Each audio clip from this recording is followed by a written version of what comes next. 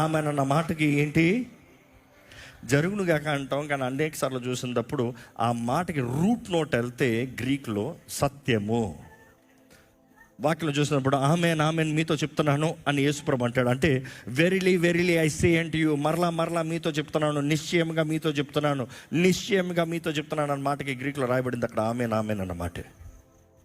Amen అనువాడ స్తోత్రం అన్నదప్పుడు చూస్తే amen అనువాడ స్తోత్రం ఏంటి? జరుగును గాక అనేవాడ స్తోత్రం అని అర్థమా? కాదు, ఆ మాటకు అర్థం ఉండదు. సత్యమైన దేవా నీకు స్తోత్రము. కొన్నిసార్లు వాక్యాన్ని ఊత పదాలుగా మాడేస్తాము, గ్రహింపు తెలియకుండా మాడేస్తాము, దాన్ని బట్టి శక్తిని కోల్పోతామండి. నాతో అంగీకరించిన వారు ఆమెను చెప్పమన్నాను. కారణం ఏంటంటే సత్యమని మీరు అంగీకరిస్తున్నారంటే ఆమెనని పలుకుతంలో అవును సత్యము అని చెప్తాం. ఒక వ్యక్తి ప్రార్థన చేసిన తర్వాత ఆమెనని చెప్తాంలో అవును ప్రభా, ఆ వ్యక్తి ప్రార్థించిన దాంట్లో నేను